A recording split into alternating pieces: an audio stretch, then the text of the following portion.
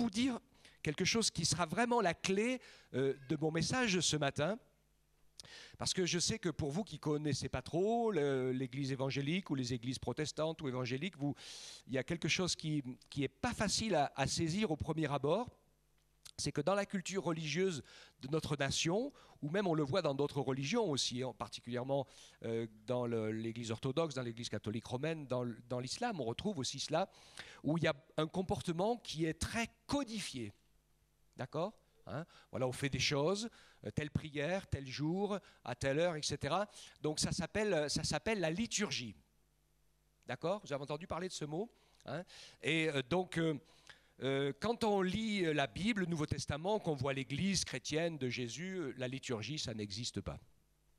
Donc ce que nous vivons, nous ici, alors c'est vrai que les cultes se ressemblent, mais il n'y a rien de préécrit. Par exemple, quand c'est les vacances et qu'il y a beaucoup d'enfants qui restent dans la salle, alors je fais le message en premier, en commençant le culte. Parce que ça n'a pas d'importance. À une période de l'Église, pendant presque 2 ans, nous n'avons partagé le repas du Seigneur qu'une fois par mois.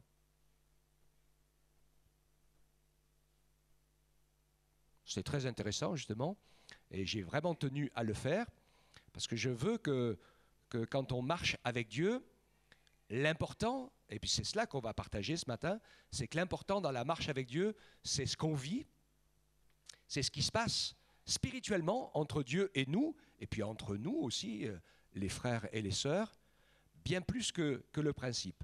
Alors c'est vrai que j'aurais dû vous prévenir avant, pour ce matin, pour le partage du pain et du vin, c'était un peu la panique, on ne savait pas si vous pouviez le prendre, pas le prendre, excusez-moi, excusez-nous, on aurait dû le faire plus. Mais c'est pas grave en lui-même, parce que justement, contrairement à...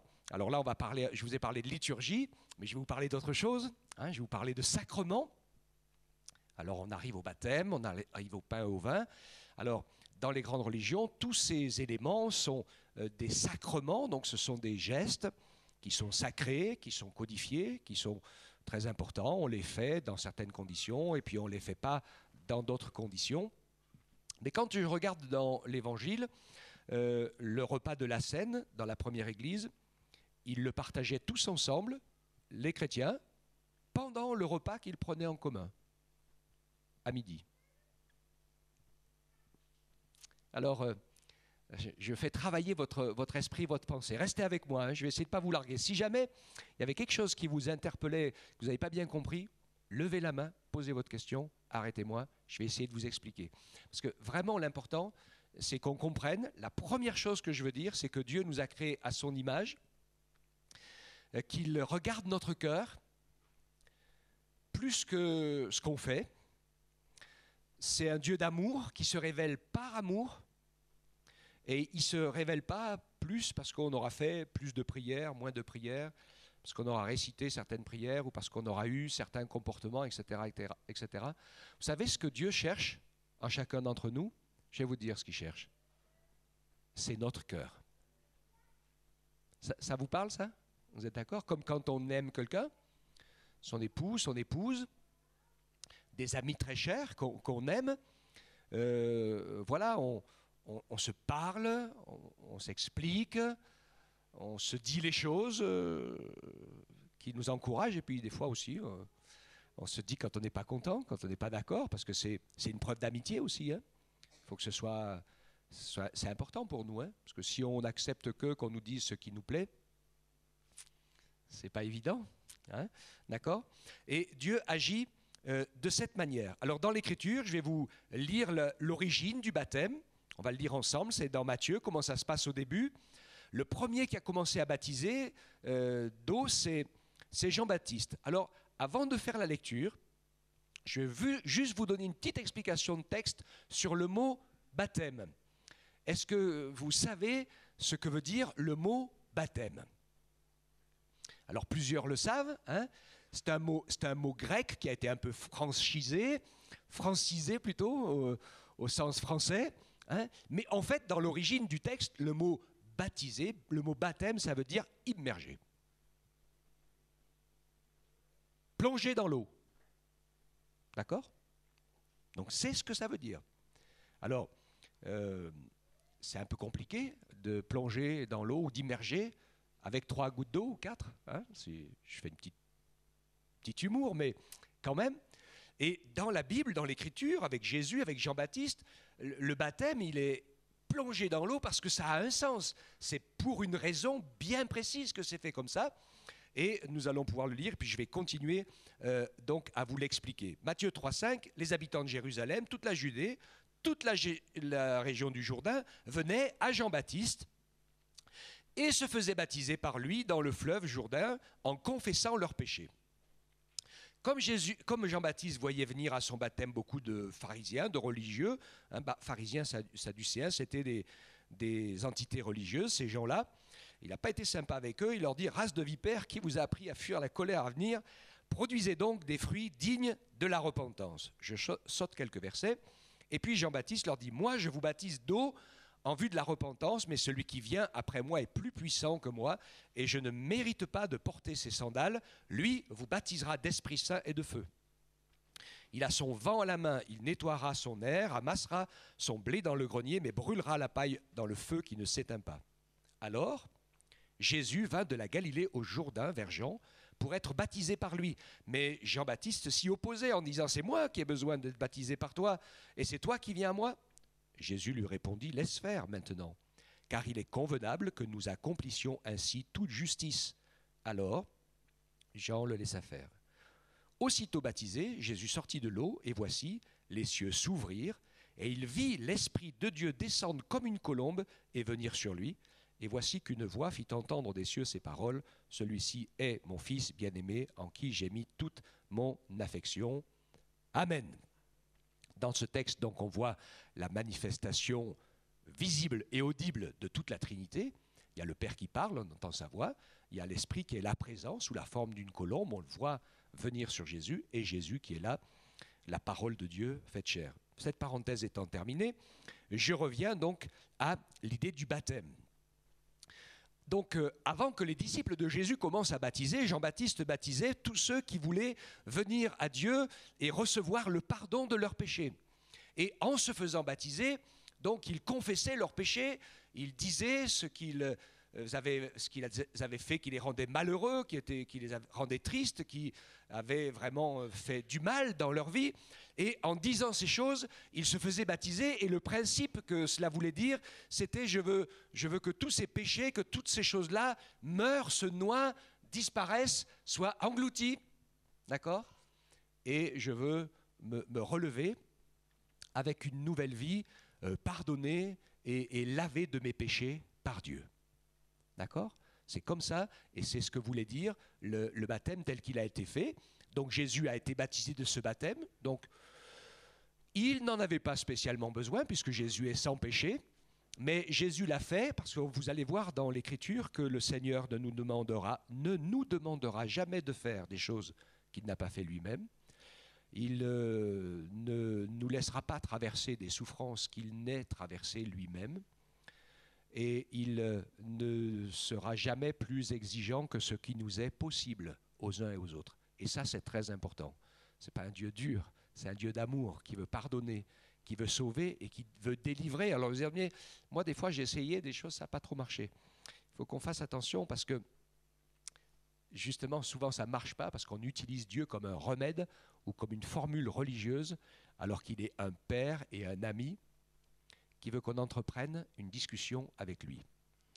Avec un ami, avec quelqu'un qu'on connaît, avec quelqu'un qu'on aime, en principe, il y a un dialogue, on se parle, on apprend à se connaître, et à partir de ce moment-là, eh bien, il commence à se passer des choses intéressantes. Et avec Dieu, c'est exactement la même chose. La plupart des personnes qui ont essayé de prier ou qui ont essayé des choses et puis qui ont vu que ça n'avait pas marché, je voudrais vous dire tout simplement que ça ne fonctionne pas parce que vous êtes bloqué dans un monologue et tout ce que vous connaissez de la foi, c'est tout ce qui sort de vous, tout ce qui vient de vous, tout ce qu'on vous a dit, tout ce que vous avez pensé, tout ce que vous avez imaginé, tout ce que vous faites, tout ce que vous essayez de faire.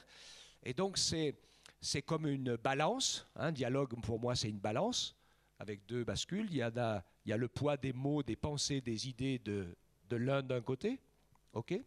Et de l'autre côté de la balance, eh bien, il vaut mieux mettre ce que Dieu a à dire, son amour, sa grâce, sa présence. Et quand la balance est équilibrée, normalement, le dialogue passe.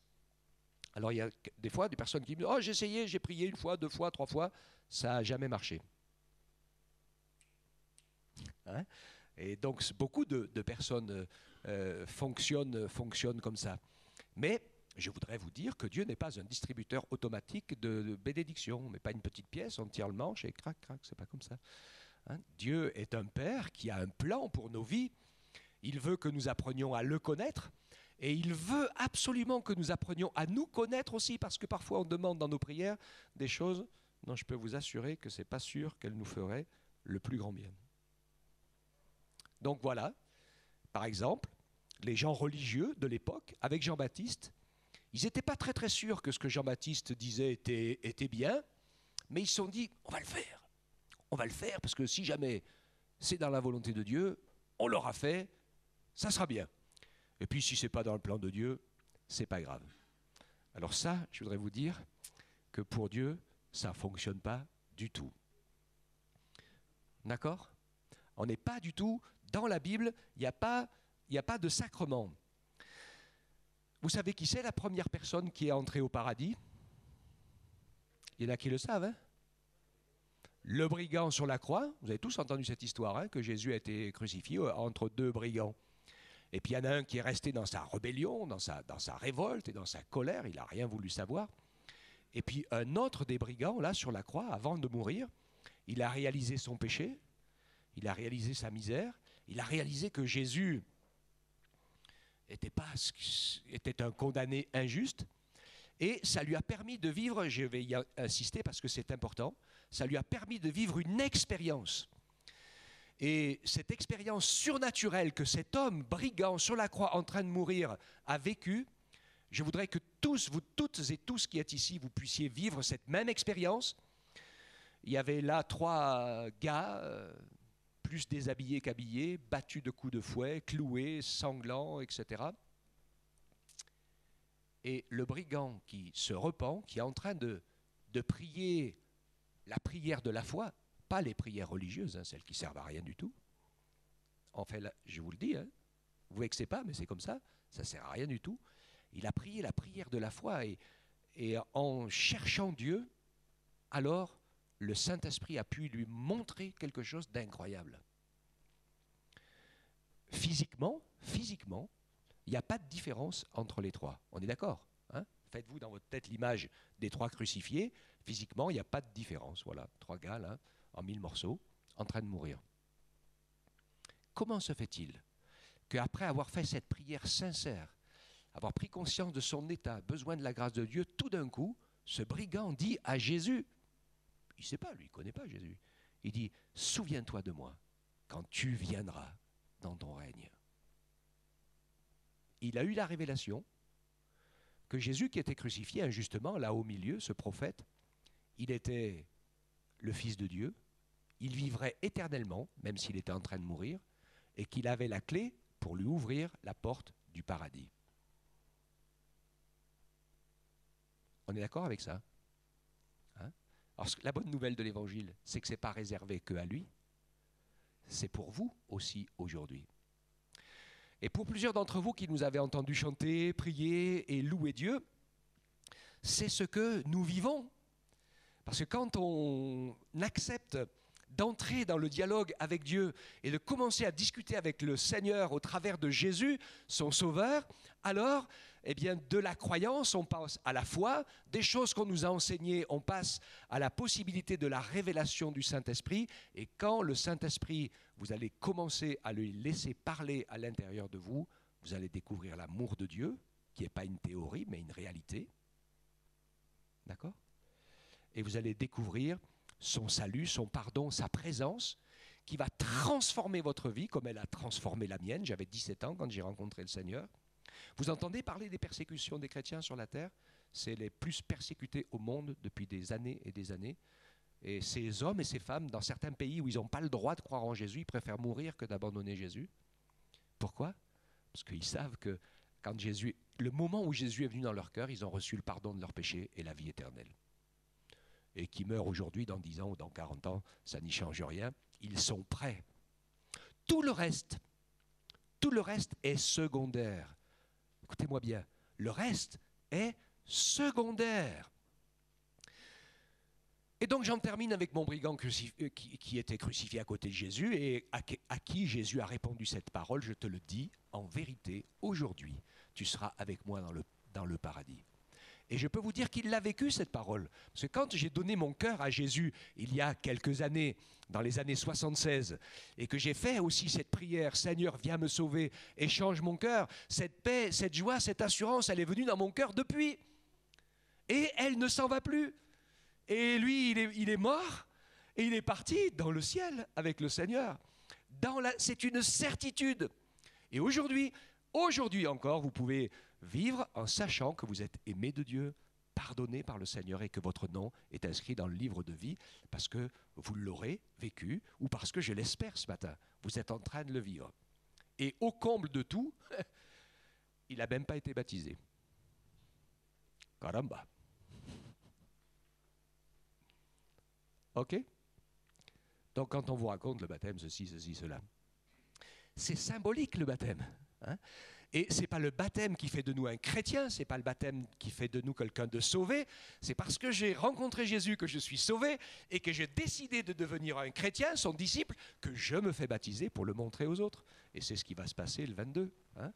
Et c'est dans ce sens-là, et la parole de Dieu est claire, elle parle du baptême et elle dit celui qui croira et qui se fera baptiser sera sauvé. Donc l'important c'est de croire, l'important c'est de rencontrer Jésus, l'important c'est de faire la paix avec lui. Ensuite, normalement, quand on a trouvé quelqu'un qui nous aime, qui a changé notre cœur, qui nous a donné sa paix et qui nous demande de faire quelque chose, en général, on le fait.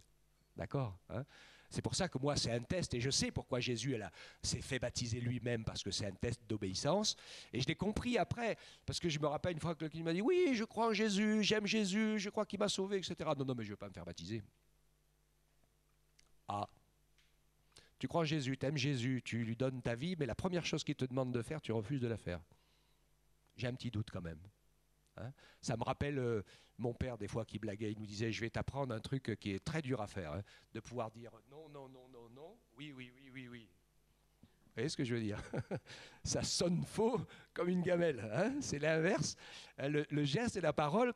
Donc voilà, dans cette parole, les choses sont comme ça, et donc Jésus n'a jamais baptisé personne. Jean-Baptiste est le premier qui a commencé.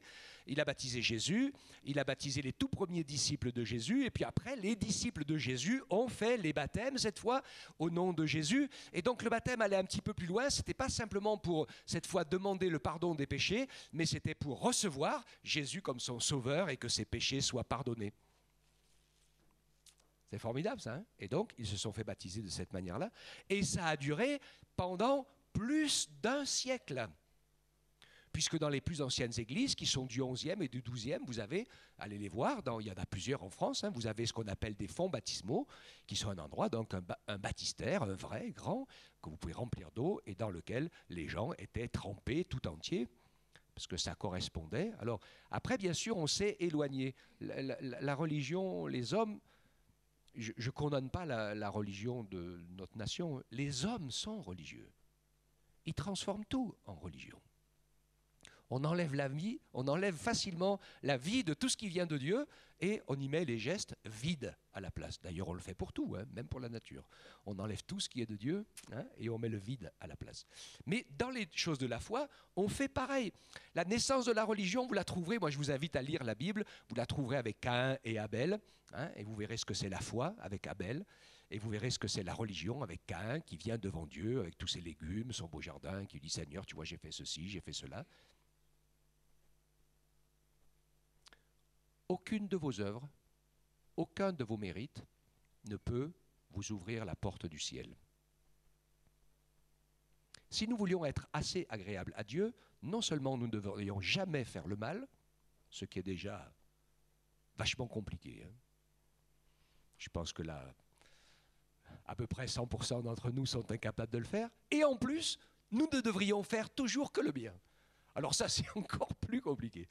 Et Dieu répond, il est impossible aux hommes d'être sauvés. Et ce n'est pas nos œuvres qui peuvent nous sauver, quelles qu'elles soient. Alors quelqu'un me disait il n'y a pas longtemps, mais il y a des gens qui ont fait des œuvres magnifiques sur cette terre, des choses incroyables bien sûr, et même des gens religieux hein, qui ont fait des choses incroyables. Vous savez comment ils les ont faites? Parce qu'ils ont dit à Dieu, moi je ne peux rien faire moi-même, mais viens faire des belles choses au travers de moi. C'est tout. C'est Dieu qui les fait, au travers des gens qui laissent Dieu se servir de leur vie. Il n'y a rien de plus beau, d'accord? Donc je vais vous parler des fonds baptismaux. Hein. Donc tout ce qui est religion, philosophie, etc., eh bien, ce sont des discussions, du partage, des débats, de la contradiction sur des idées et avec des idées. Mais la foi, telle que la parole de Dieu nous la décrit, c'est complètement différent. C'est entrer dans ce que Dieu a dit et le vivre.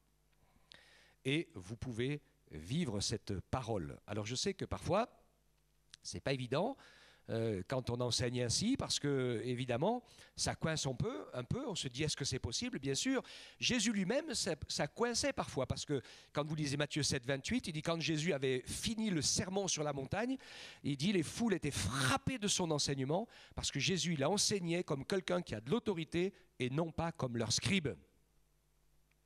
Parce que les scribes, les religieux, ils enseignent, nous pensons que, nous croyons que, nous avons compris que, il nous semble que, et puis tout est bon, voilà, etc. Ça, c'est la tendance humaine, toutes les religions sont bonnes, etc.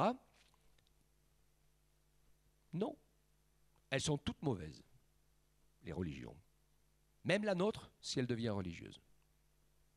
Parce qu'on enlève la volonté de Dieu et on met la nôtre à la place. Le principe religieux est mauvais. Le bon principe, c'est la découverte et l'entrée dans la parole vivante de Dieu. Jésus a dit, je suis le chemin, la vérité et la vie. Nul ne vient au Père que par moi. Donc, oui, il est complètement fou, hein, ou c'est vrai. Quand on lit les paroles de Jésus, il n'y a pas 50 chemins, hein, c'est la folie totale, ou c'est vrai. Mais moi, quand je vois le témoignage de millions d'hommes et de femmes qui, de tous les temps, ont rencontré le Seigneur, ont eu leur vie changée, transformée. Moi-même, j'ai été guéri d'une maladie de la colonne vertébrale. On voit plein de choses, on sait que Jésus est vivant, que sa parole est la vérité. Et comme le dit l'Écriture, il n'y a de salut en aucun autre, car il n'y a sous le ciel aucun autre nom qui ait été donné parmi les hommes par lequel nous devions être sauvés. Donc nous affirmons ce que nous vivons, parce que nous ne sommes pas des enseignants, ni des philosophes, ni des discuteurs de quoi que ce soit, mais Jésus nous a dit, vous serez mes témoins. Moi, ce que je vous dis, c'est ce que nous vivons. Témoins. Hein, si vous avez été témoin, vous racontez ce que vous avez vu. Voilà, pas des histoires. Et Jésus parlait ainsi de nombreux gens, dans même des grandes religions, vous discutez, et qui... je ne vais pas être trop sévère, mais quand on voit les paroles de Jésus il dit ce sont des aveugles. Ils conduisent des aveugles. Alors on réenseigne aux générations suivantes les théories et les philosophies que nous ont enseignées les pères et les ancêtres, qui étaient perdus eux-mêmes, et on est toujours perdu soi-même en perpétuant des choses qui, en fait, à l'origine, on ne sait pas trop d'où ça part. Alors je vais vous raconter une petite histoire pour vous l'expliquer. C'était un jour... l'arrière-petite-fille qui, pour recevoir toute la famille à midi, se met à cuire son rôti. Mais dans sa famille, pour faire cuire le rôti, il y a une espèce de rituel. Donc le rituel, tu prends un couteau, une fourchette. Avec le rituel, il coupait un bout d'un côté du rôti, comme ça, là, un bon bout, et puis de l'autre côté du rôti, il coupait un bon bout. Donc l'arrière-petite-fille, elle a toujours fait comme ça, parce que sa mère, la petite-fille, elle a toujours fait comme ça, parce que sa grand-mère, hein, elle a toujours fait comme ça, et la fille a toujours fait comme ça. Il dit, ça s'est toujours fait comme ça. Alors un jour, l'arrière-petite-fille, comme l'arrière-grand-mère était sur son lit de mort, à presque 100 ans, elle dit, il faut quand même que j'éclaircisse ce mystère. Et il dit, grand-grand-mamie, comment se fait-il que dans notre famille, depuis des générations, à chaque fois, quand on reçoit la famille et tout, on prend le rôti, on coupe un bout ici, on coupe un bout ici, puis on fait cuire le rôti en mettant les deux bouts un de chaque côté. Il dit, mais c'est pas difficile. Il dit, avec ton père, avec ton arrière-arrière-grand-père, quand on s'est marié, on n'avait rien. Et on a eu une grande famille avec de nombreux enfants et on n'avait toujours qu'une petite casserole. Alors pour que le rôti y tienne dedans, on coupait les deux bouts pour qu'il soit plus court. Donc voilà, c'est... Alors la tradition était perpétuée, étant comme quelque chose de sacré dans la famille, mais l'origine n'avait rien à voir avec... c'est exactement la même chose dans bien des tralala et des coutumes et des comportements religieux que les hommes ont inventés. On ne sait pas d'où ça vient, mais on le fait, parce que ça s'est toujours fait comme ça. Et un jour, je parlais de Jésus avec une dame qui défendait pur et dur ce qu'elle avait reçu depuis son enfance, évidemment. Elle avait plus de 70 ans, je me rappelle, à l'époque j'en avais 20. Et elle me regarde droit dans les yeux en me disant « Mais monsieur, ça s'est toujours fait comme ça ?» Ah, j'ai dit « Madame, je suis, sauf votre respect, je suis beaucoup plus jeune que vous. Mais même si vous avez pas loin de 70 ans, le mot « toujours » est peut-être un peu vaste. Hein, parce que 70 ans, sur la vie de la Terre, depuis 3 ou 4 ou 5 000 ans, ça fait peut-être un peu court. Hein, donc moi, je vous dis de la part du Seigneur qu'il y a peut-être que 100 ou 200 ans, allez, peut-être 300 ans que ça se fait comme ça. Mais avant, ça ne se faisait pas du tout comme ça. D'accord, hein? Beaucoup de gens manquent de recul et on a le même comportement avec Dieu. Parfois, on s'étonne que Dieu ne réponde pas à mes prières. Je vais être méchant dans ce que je vais dire, mais des fois, on traite Dieu pas mieux que notre chien. Je suis bête dans ce que je dis. C'est lui qui nous a créés avec notre intelligence. Il lit dans notre cœur, il sait déjà ce que vous pensez, ce que vous allez lui dire avant que le moindre mot sorte de votre bouche. Et vous croyez qu'en lui faisant des discours tout faits, en suivant des rituels habituels, etc., il va nous écouter? Mettez-vous à la place de Dieu. Mettez-vous à sa place. Pour dire, mais il se moque de moi ou quoi? Vous ne feriez pas comme ça avec votre meilleur ami, ni avec votre épouse, ni avec votre femme. Hein? Amusez-vous à lui raconter toujours le même récit. Tous les matins, vous vous levez et vous lui racontez le même texte, mais vous allez finir par prendre une paire de baffes à la fin. Hein? Ça va être insupportable. Ce que nous voulons, nous, dans le couple, ce que nous voulons entre amis, c'est de parler de cœur à cœur. D'accord? On se respecte, on s'aime, on se fait confiance, on s'explique les choses. C'est pas plus difficile que ça dans notre marche avec Dieu. D'accord? Alors, par rapport au repas du Seigneur, ce matin, certains l'ont pris, ils l'ont pas pris. C'est pas grave. C'est la même chose pour le repas du Seigneur. Hein. Il y a des gens, ils sont religieux, ils font la confession le vendredi, ils prennent le repas du Seigneur le dimanche et ils sont sûrs qu'ils sont pardonnés. Ils ne sont pas pardonnés du tout parce qu'ils ne se sont jamais repentis de leurs péchés et que la semaine qui suit, ils continuent à pécher autant que la semaine d'avant. La repentance et la foi, c'est de dire j'ai compris que ça ne me menait pas au bon endroit ce que je fais. Et Seigneur, je te demande pardon et puis je te prie de m'aider pour que je réussisse à plus faire ça. Puis il va vous aider, hein, vous allez voir, c'est étonnant. Il va vous aider à plus le faire et vous allez sortir du piège et vous allez vivre le pardon. D'accord? Est-ce que ça vous parle? C'est bon? Je ne vous ai pas perdu en cours de route? Hein? Je pense que c'est vraiment important de réaliser que notre Dieu est un Dieu d'amour. Il regarde dans notre cœur. Nos discours ne l'impressionnent pas. Nos attitudes, nos paroles, si le Seigneur nous voit nous approcher de lui, alors il va réussir à nous parler. Je termine pour vous éclairer avec un dernier récit qui était un récit d'un homme religieux, docteur de la loi, Nicodème, donc un enseignant des enseignants, hein, on dirait aujourd'hui celui qui fait la formation des prêtres ou des pasteurs, etc. Hein, voilà, celui qui enseigne ceux qui enseignent. Il vient voir Jésus parce qu'il est impressionné par les miracles et par les paroles, et il dit personne, en venant voir Jésus, il dit personne ne peut faire ce que tu fais, dire ce que tu dis. Si Dieu n'est pas avec lui, il est quand même un peu logique et cohérent. Jésus lui répond, il faut, si tu veux voir le royaume de Dieu, il faut que tu naisses de nouveau. Alors pour lui, c'est un langage particulier. Alors je vous le dis, je vais vous le traduire en français courant d'aujourd'hui. Hein. Si vous voulez aller au paradis, il faut que vous naissiez de nouveau en rencontrant Jésus comme votre sauveur personnel. Sinon, vous pouvez appartenir à toutes les religions que vous voulez. Vous resterez dans vos péchés, vous resterez dans votre chemin, dans vos erreurs, dans votre condamnation, mais vous n'utiliserez pas le remède que Dieu nous a donné, en envoyant Jésus, son Fils, mourir à notre place. Et donc cet homme qui enseignant des enseignants. Jésus lui dit, tu es docteur en Israël. Tout le monde vient t'écouter pour savoir qu'est-ce qu'il faut faire. Et toi, tu ne sais pas. La clé, l'essentiel, c'est que pour recevoir le pardon des péchés et la vie éternelle, il faut naître de nouveau. En rencontrant le Seigneur, cœur à cœur, esprit à esprit, pour que notre vie soit changée. D'accord ? Donc, dans la Bible, il y a donc très peu de choses sacrées. Elles sont symboliques.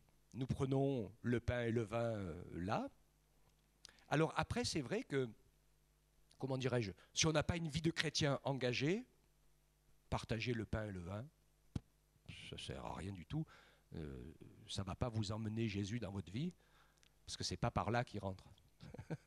Ok, hein? Il rentre par son Esprit Saint dans notre cœur pour changer notre vie et faire de notre corps son temple.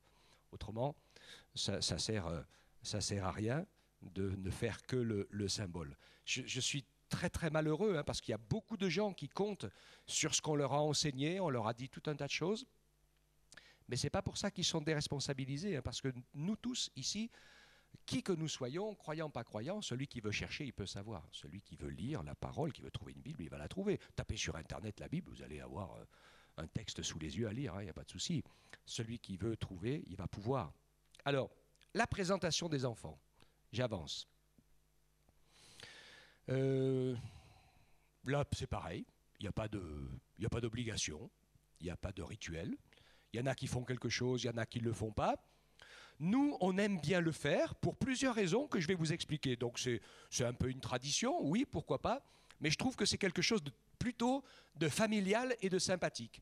Dans l'Ancienne Alliance, dans la loi, quand un couple avait eu un enfant, un garçon ou une fille, eh bien, il venait le présenter au temple avec des offrandes pour remercier Dieu de la vie qu'il avait donnée. Donc c'était une joie, hein.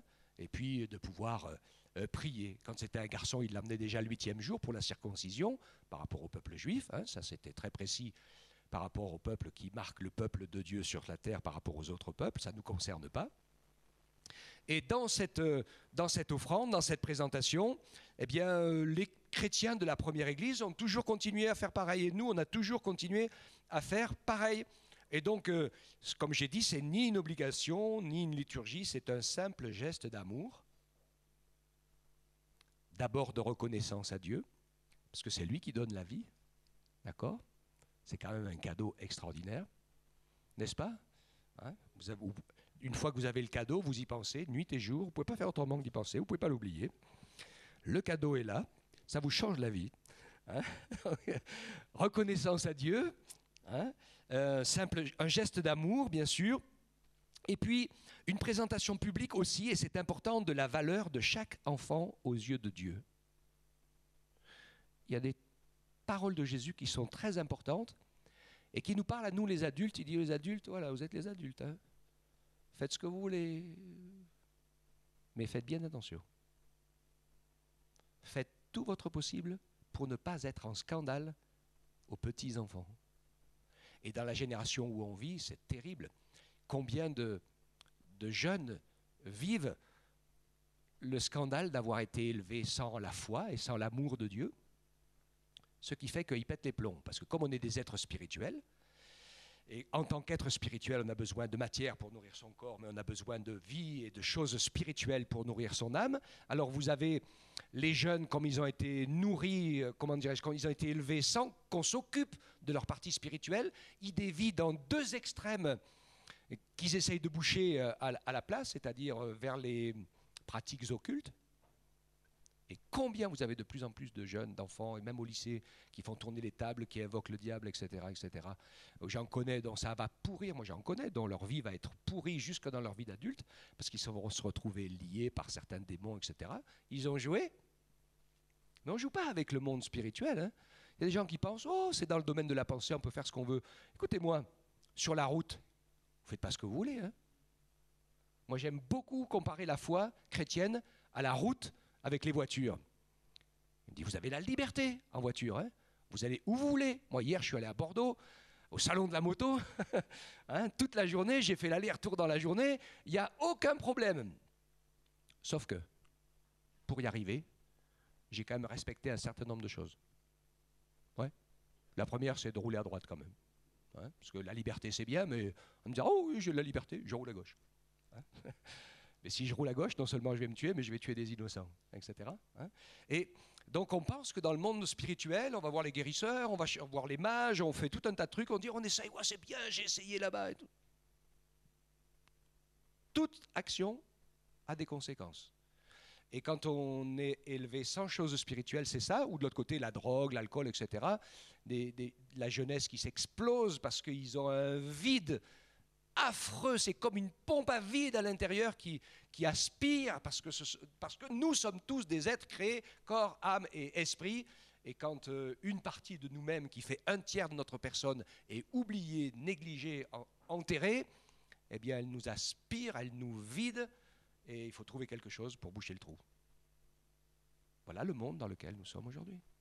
Hein? Et donc Dieu nous interpelle à pouvoir donner de la bonne nourriture à nos enfants, pas seulement physique, parce qu'on fait la même chose. Vous allez me dire, oh, on parlait des bonbons, hein. Je ne vais pas parler des bonbons, mais même physiquement, des fois, on ne fait pas attention. Il y a combien de parents aujourd'hui qui nourrissent leurs enfants selon le plaisir des enfants? Et ceux qui sont dans la médecine, hein, on est horrifiés dans notre pays de commencer à voir arriver des jeunes qui sont diabétiques, qui font de comment on appelle, l'hypertension et tout ce qu'on veut déjà à 25 ans, 30 ans, etc. Parce qu'ils ont bouffé n'importe quoi, n'importe comment quand ils étaient enfants, les parents ne leur ont jamais dit non. Donc ça vous parle, hein, c'est physique. Spirituellement, c'est exactement la même chose. On ne peut pas faire n'importe quoi. Mais Dieu, qui est un Dieu d'amour, qui est un Père pour nous, si on lit sa parole, il va vous apprendre tout ça, il va vous montrer ce qui est bon, ce qui n'est pas bon, il va vous montrer ce qui nous fait du bien. Il y a la Bible, il dit, oh, il y a des gens qui disent dans la Bible, c'est plein d'interdits. Mais non, mais il n'y a pas d'interdit, faites ce que vous voulez. Mais si vous roulez à gauche, vous étonnez pas de vous prendre un mur ou une voiture en face. Ok ? Donc voilà, pour la présentation des enfants, Jésus dit, laissez venir à moi les petits-enfants, ne les empêchez pas, car le royaume de Dieu est pour ceux qui leur ressemblent. Et nous aimons les enfants. Jésus priait pour les enfants et il montrait que pour lui, un enfant, ça a autant d'importance qu'un adulte. Et plus on s'éloigne de Dieu et plus les adultes ont de l'importance et moins les enfants en ont. Que Dieu nous donne la grâce de pouvoir nous approcher de lui. Je vais terminer en citant ces deux versets dans l'Ancien Testament, Jérémie. Dieu dit à son peuple, vous me chercherez et vous me trouverez si vous me cherchez de tout votre cœur. Vous ne découragez pas dans votre recherche. Dieu veut juste savoir si vous voulez bien le connaître, lui, ou si vous avez juste besoin d'une petite dépanneuse de temps en temps. On se comprend, hein? Et c'est pas parce que, voilà, c'est parce que le Seigneur sait qu'on est perdu sans lui. Et parfois, il ne répond pas tout de suite à la prière parce que ça va nous ouvrir le cœur, les yeux et l'esprit pour nous montrer que vraiment c'est vrai qu'on a un vide en nous, qu'on a besoin de Jésus, qu'on a besoin de le rencontrer, de le connaître. Et parfois, les difficultés de certaines épreuves, eh bien, elles peuvent ou nous braquer vraiment contre Dieu et faire qu'on ne veut plus rien savoir, ou alors, si on est plus raisonnable, comme un des deux brigands, c'est ce qu'a fait un des brigands sur la croix, hein. Mais si on est plus raisonnable comme l'autre, eh bien on va ouvrir son cœur et réaliser que Dieu est un Père, qu'il a préparé pour nous une vie éternelle dans le ciel, que c'est son dessein, c'est son plan. Ce qu'il veut, c'est que sa maison soit remplie, qu'on puisse entrer dans les choses les plus belles et les plus précieuses qu'il a déjà préparées pour nous. Et c'est pour ça que le Seigneur ne veut pas simplement nous donner un petit coup de main et nous dépanner accidentellement comme ça, pour qu'on continue à aller jusqu'à la fin de notre vie et nous réveiller perdus quand c'est trop tard. Ce que Dieu veut, c'est que nous puissions trouver en lui notre Sauveur. Il est la lumière du monde. Et Jésus donc nous dit, demandez, on vous donnera, cherchez, vous trouverez, frappez et l'on vous ouvrira, car quiconque demande reçoit, celui qui cherche trouve, et on ouvrira à celui qui frappe. Amen. Je peux vous le promettre, si vous vous ouvrez votre cœur au Seigneur, pas juste quelques mots de temps en temps ou quelques réflexions philosophiques, mais si vous vous ouvrez votre cœur, vous allez découvrir que le Seigneur pour vous est un vrai bon Père. Même si vous avez eu un père physique qui n'a pas réussi à remplir comme il faut les choses, c'est très difficile, hein, et on n'est pas là pour le juger. Mais en trouvant en Dieu un vrai Père, vous allez pouvoir être consolé, fortifié. Il est pour nous une mère, par son esprit, comme une maman, qui peut nous prendre dans ses bras, nous consoler, nous nourrir, nous aider à vivre des choses qu'on a besoin de vivre pour que notre cœur soit en paix et que même notre corps soit secouru. Mustapha le disait ce matin. Combien d'entre nous, on a vu la main de Dieu venir nous sortir d'affaires. Et ça a été vraiment, vraiment formidable. Amen. Hein, et donc c'est vraiment notre invitation. Alors, Étienne et Marie vous ont invité, comme plusieurs d'entre vous étiez déjà à leur mariage, hein, et ils nous ont invités ce matin pour cette présentation. Donc nous aurons l'occasion aussi de prendre un petit quelque chose tous ensemble, hein, après, à la fin de ce culte. Et donc on veut vraiment, vraiment prier. Je sais que le Seigneur est à l'œuvre. Je sais qu'il leur a donné ce petit. Il est mignon comme tout. Hein, et moi, je crois de tout mon cœur que pour Dieu, derrière chaque petit bout d'homme et chaque petit bout de femme, il y a quelqu'un de très important qui se cache. Est-ce que vous êtes d'accord avec ça? C'est sûr.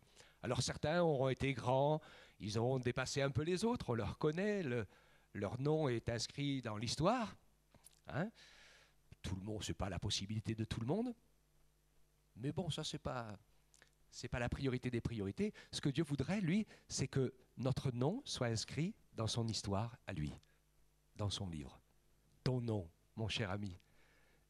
Oui, vous pouvez venir, les deux parents. Oui, oui, oui, tout le monde peut rentrer. Est-ce que tout le monde veut être là?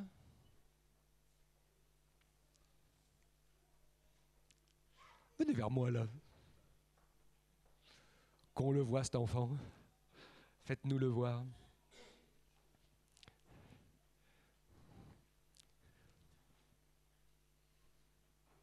Il dort. C'est la paix, là, hein, la tranquillité.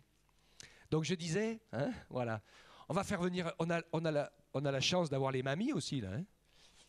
La maman de Marie qui est venue de loin. Venez là, les mamies.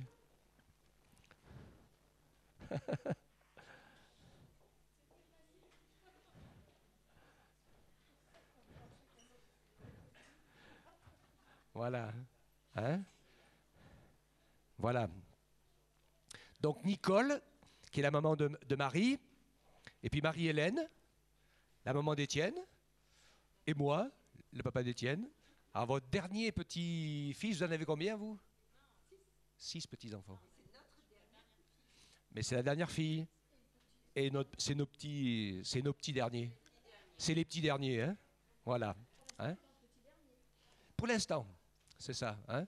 Nous, on en a 7, alors elle dit, bon, vous faites au moins un petit doublé. Attention les appareils photo. Voilà. Hein?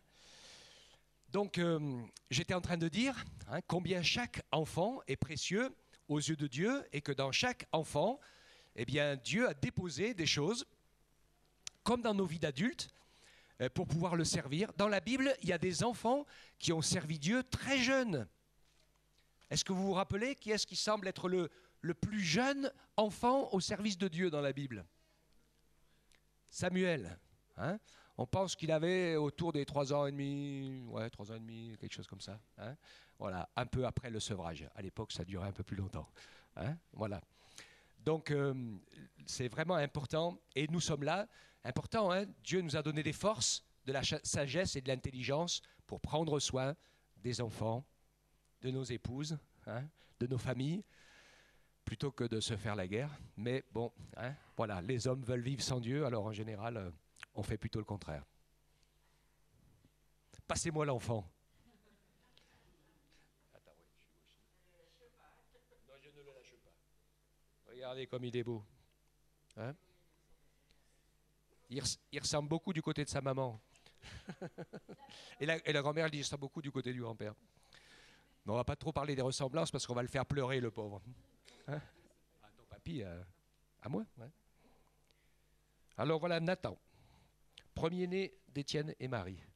On prie le Seigneur tous ensemble, hein, et on demande à Dieu sa grâce. Seigneur, vraiment, on te bénit. Tu es le Dieu de la vie. Quel bonheur, Seigneur, à chaque fois que nous voyons un enfant arriver, Seigneur, et nous te remercions pour ce petit garçon que tu leur as donné, Seigneur.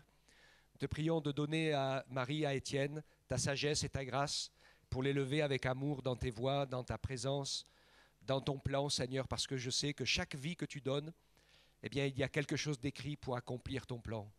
Pardonne-nous, Seigneur, souvent d'avoir perdu tant de temps pour nous occuper de nos propres affaires, au lieu d'être en train de réaliser ce que tu as écrit pour chacun d'entre nous. Mais nous te prions pour que Nathan puisse vraiment pleinement vivre ce que tu as écrit pour lui, Seigneur.